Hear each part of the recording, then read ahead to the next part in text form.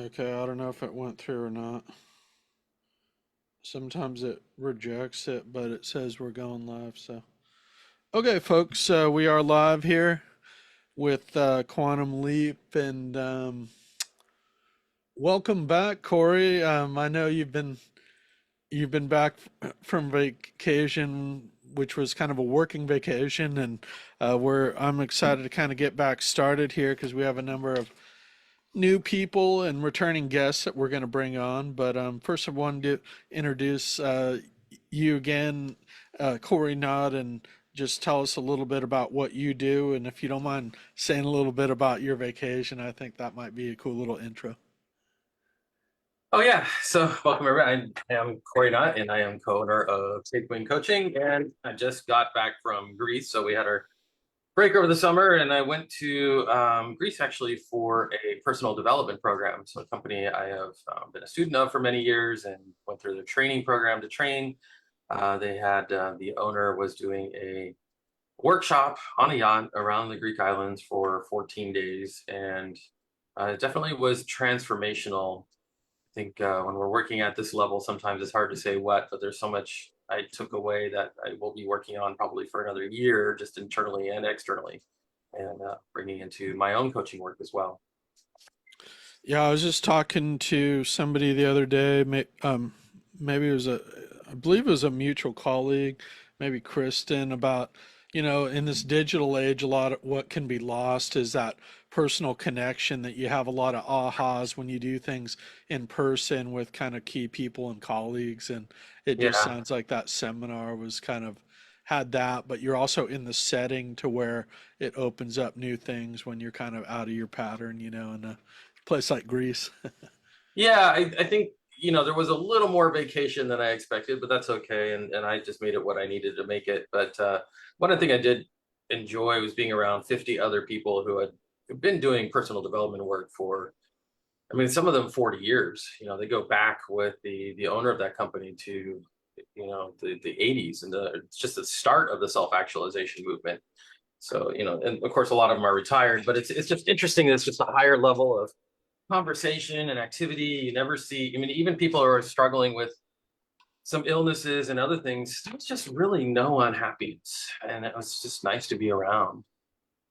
And people getting over their fears of swimming and other things. So it's pretty Yeah, cool. no, no, very good. Well, folks, you can check out the pictures. I know he shared a few on his Facebook and A lot more. looked like a great trip. I know you were on your motorcycle for a bit and Oh yeah, that number too. of places you went, and that your your child left the child at home and it was just you. So it sounded like you covered a lot of ground there just to get out on your own. Yeah. So, uh, and Gail held it down with the animals you have at home too. Yeah, yeah, I know it's a lot of work. Good exercise though. She learned. So, Yeah, I hear you. Yeah, we'll have Gail on at some point and be good to check in with her. But today, I know we have kind of a shorter episode. I just wanted to kind of get back into it, looking at my book, Industry Leader, and the Industry Leader program, which actually started as a master class, and maybe I don't know if I can get us here in the separate boxes because. View here, gallery. Okay. But what I was going to focus on the areas of the book which are kind of the key parts that you really inspired and that you are an expert in. And I thought that might be a good set up a good just sampling of the full system because I didn't want to go over everything. People can pick up the book. But first, I just wanted to say it's kind of really the kind of the advanced course to the initial book, which is it's really a part of a trilogy. So part one is a strategy for success here, which I put out in what was it, early 2024, and then so that's kind of getting started with the system, and a lot of it again is what some key things that Cory looks at. The industry leader is really the kind of upper division, and here's the table of contents for the industry leader. And I put that one out on July 4th, and it's really intended to be a handbook based on kind of what works to get you on the path to being an industry leader. And of course, people say, well, how do you teach all this in such a short amount of time, and the steps? But really, with your coaching and some of Pradna's coaching, I really find the key things are really kind of the skeleton or the framework is actually doesn't have to be that overburdened. It's really some you doing the key things, and that'll get you going, and the rest is kind of um, you're on well on your way. So with that, I just wanted to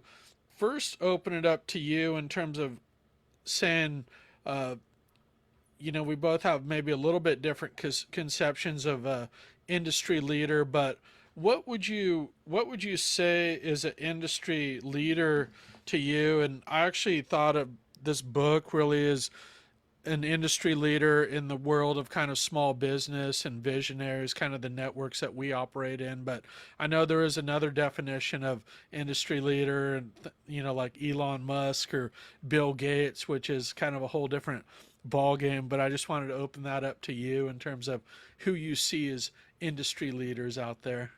Yeah, I think that there's industry leaders and there's visionary leaders, and there's of course other kinds of leaders as well, and there's some really bad leaders out there and political leaders, and so on. But I think to me, an industry leader is somebody who has something in their industry that they are trying to change, and they're not just doing it quietly or which a lot of people do, but they're actually they make it known what they're trying to do. And so, I mean, you go back to Henry Ford as a perfect example of like, doing is not just industry leader in vehicles, but also in employment, right? And labor in the auto industry, which the one affecting a lot of other industries. And you even see that locally where some people, like I am going to try hiring people in such and such a way and paying them such and such a way and benefit them in such and such a way that we don't typically do, say in the food industry or restaurants and so on. Sometimes it doesn't work, but a leader gives these things, attempts these things, takes the risks, gives it a shot, and then goes back and improves on it. And they don't just kind of do that quietly, but they also let other people know what they're doing. They recruit others to their cause. And so to do that, you have to make yourself visible, which the challenge then is the vulnerability. Yeah, well put. And I think that I would say that's one of a test that I really believe in too is the key industry leaders. They almost create a whole industry on their own. Like Henry Ford or Thomas Edison. So you recruit all these other people that really build up the industry. So it's not really your own business. It's like a whole new industry. Elon Musk. People are I going to think with copy electric, it. yeah, people copy kind of what works and what they see as a new thing. So And yeah, and that's typically, that's fine, right? I mean, that's what we want. I think that's part of leadership is accepting that, you're leading others to, um, a greater heights. And it's not always just if you just want to do it with just your people, then you keep it quiet and secret. And if you want to do it, change the world, then you involve everyone. yeah, perfect. That kind of leads into my next question about the importance of your why if you want to become an industry leader. And I'd say, this is kind of a bread and butter question of this show. And, I love to kind of always come back to this because it's so pivotal. But what would you say is the significance of your why as it relates to becoming an industry leader?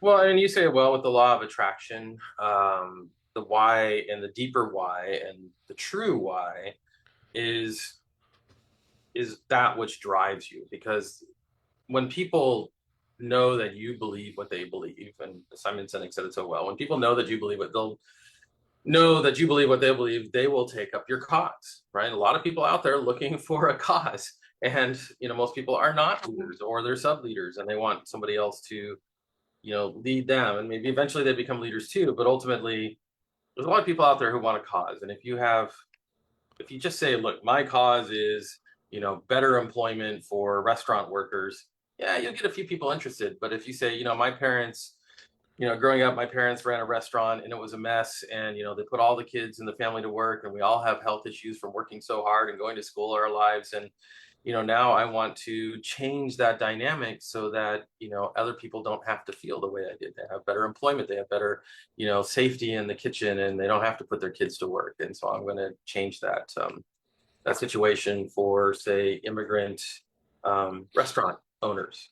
And so now you're gonna find a lot of people who say, hey, yeah, I've had the same experience, or I know people have, and I want to help with that.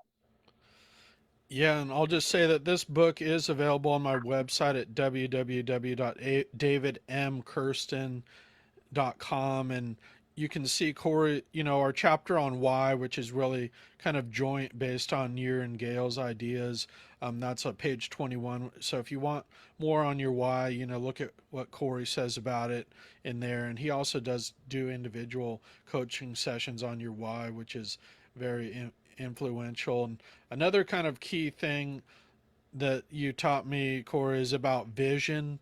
And what would you say is the kind of the significance of a vision for an industry leader? Why do you need a vision, or a big vision, if you will? Yeah, let me go back to that why just real quick, because there was actually somebody who told me that story once. And he wasn't changing restaurant workers, he was doing healthcare for people. But it's a story I've never forgotten. It's probably been 15 years of the reason why he got into the work he did. And that's the thing, when you tell people your true why, they don't forget what your story is. Anyway, going on to the vision, which is really the direction that we're going to take it, right? It's like, okay, you've got your why, you can look to the past and you can work in the present, but the vision is where this is all going. What's it going to look like? And that bigger vision, I've been writing on this too, and I think you put that in there. The bigger the vision, the less the obstacles loom, in front of you, because there's all kinds of obstacles. Things happen every day. We have pandemics, which is probably the biggest obstacle. But I was 50 and I suddenly have a child coming along, but I don't lose sight of the vision because I made it big enough that we just bring her into it and make it even more, real. Um, so I think when we're doing that leadership, we share that vision of what to change. And if you go back to Simon Sinek's why starts with why, I think really he's talking a lot more about vision and purpose than actual why. Like, this is our vision for our world, and do you want to be a part of it? Yeah, it's almost like why and vision is so intertwined that you almost don't get to the vision part unless you also do the why too. Right. Yeah, just a few more things, and I think then we have about 5 minutes here. And I know this is another thing that we touch on, which is really the kind of trinity here with the vision and your why, and that's core values. So, what would you say about the importance of core values as they relate to industry leaders, and why do industry leaders, why should they do that kind of work, or why, to become an industry leader? Well, I think it's good to know the core values of your organization versus your own core values. They'll often be significantly overlapped, but they may not be all 100%. So what does it mean to the greater organization and vision? Because you want to attract people according to their core values, right? If they don't share your values, you're going to have conflict, but they don't necessarily have to share all of your values. So it's good to have a really clear understanding, like, what are my core values that are, I cannot let go of? And then what are the core values that must be in the organization that I'm creating, this leadership package, right? And and it may be a little different too, because maybe your your industry needs something that you wouldn't normally prioritize as a core value. It might be a lesser core value for you, but for your industry, it's more important. I don't know if I have a good example for that. Well, okay, so if it's like, I want an industry lead in, food, then there might be you may have core values around certain kinds of food, but they may not be as important to you as what you're trying to lead from. So, um, yeah, there was one other thing I wanted to add. I wanted to go back to, well, anyway, what were you going to say next? Because I have something to share, but we can do it another time too. Yeah, yeah. If you think about it, you can say it in the closing too, as we're talking about it. Um, I just have a couple quick things left, and really, this is another one really good one that you're really good on is this concept of definite action plan. And this comes from that book Think and Grow Rich by Napoleon Hill, but I actually called it action plan instead of definite plan.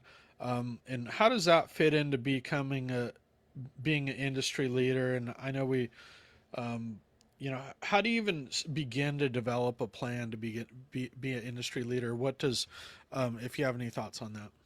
No, the vision becomes, the setting for your action plan, which is your goals and strategies, and then each step of those goals, right? So if I say, my vision 5 years out is to have an industry, an organization of this, that, and changing certain things in a certain way. What is, break that down into increments and figure out what goals you need to set for the next 90 days, next year, and have action plans for that. So the great thing about action planning is it starts to give you a really idea of what's possible.